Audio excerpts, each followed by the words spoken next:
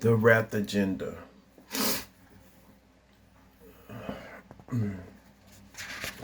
This is why they tried to make God out to be a wrathful blood God. A God to be feared rather than a God of unconditional love and compassion. This why some say there is no God or God is dead, because it will make room for inorganic and humans to push their interpretations of order and category. These types of agendas strips us further from our true self and into a fabricated reality. When we accept and reconnect with God, source of creation, the unconditional love, we are unstoppable. We have the sense to discern when something is done in malicious intent, to make positive decisions based on who we really are and not what has been told for us to be. Think about it. Do you really think a God that embodies wrath, death, envy, and destruction created a world so beautiful such as this world? A God that creates other living eternal beings, such as yourself, animals, and plants, but exhibit characteristics of a vengeful, manipulative being of chaos and confusion? No, that is not the source of benevolence, but a parasite of pain. It never gets enough, and that's why it seeks to plague you like you're never enough. God created you imperfectly perfect, and you are enough. You have always been enough. Whatever age, size, sex, or race you are, your love, your choice, your will to live in your truth is valid. Fear does not rule us.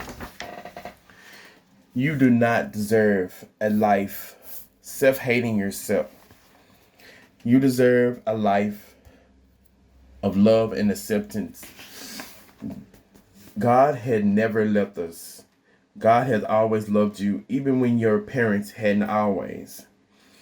Even when it cuts deep, when you still rise, because your true self is always loved by somebody.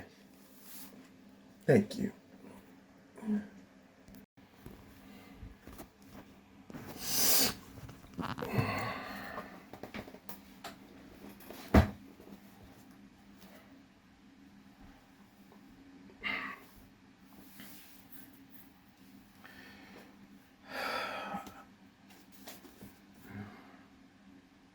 Pedophile.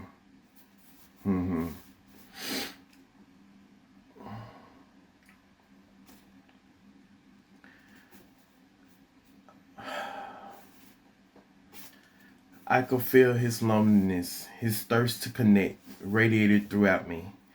I felt his warmth, his love, the desire and lust, the forbidden bridge waiting to be crossed. I wanted to give myself to him so bad. The yearning to be touched and exploited by a man that I felt a strong chemistry for, a man I finally identified with, a black sheep of the family, labeled demonic, negative, associating names to defile what felt normal, deemed by society with fake moral standards, only used to categorize, divide, and to castrate the truth. Love and desire is boundless, but humans over time have seeked to contain and control how it's expressed. To whom or what can you express deep desire for, and what is forbidden? I understand that some have been abused and forced their love, desire onto someone non-receptive, but what about us that did consent? There are way more youth participants than some can stomach to admit. This is why the world seems so unfulfilling and dry. Living in confinement and in a lie just to appease a crowd that really has nothing to do with you. To be used until you are no longer needed is the most harmful thing you can do to a man. To be rejected solely on your past sexual trespasses. I can understand why he killed himself and move on from this false reality. When he needed family the most, they left him in the cold. Scared, sick, dying, and tired, he decided to pull the plug. I would do the same too because I am a sexual trespasser as well. Seeking redemption from a blood God that could never love, I reclaim my connection with my God that was always there. My source of creation, my unconditional love, the one that always reminded me I am enough and I'm forgiven.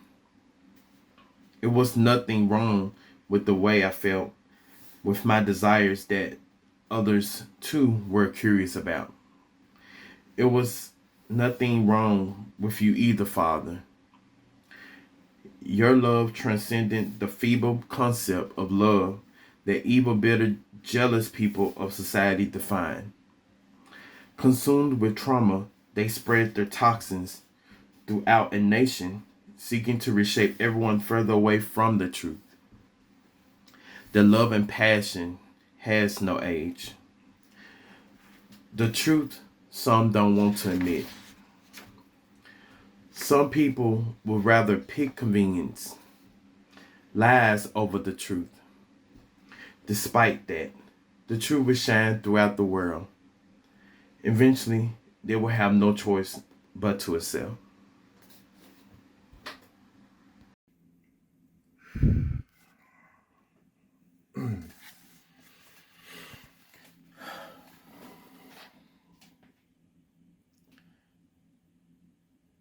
The dark.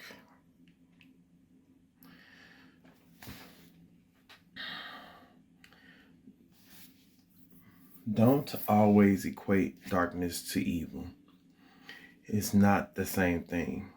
The messy truth lies within the darkness. The secrets, the denial, the pain. The part of you that you run away from. It festers and grows. It gets louder until one day you can't help but listen. The sting that can't be ignored. Let the truth out into the light for your own sake. You can finally heal from the trauma that was really your revelation. Your true self deserved to live in happiness. You deserve to live in honesty and in truth. End the cycle of self-hate and denial. How has it ever helped anyone? The youth does not deserve this cycle of pain. They deserve to live a liberated life that you didn't live while their age. This will ultimately bring about a new age of utopia for everyone. Living in your truth rather than living for the sake of society norms, archetypes, or expectations.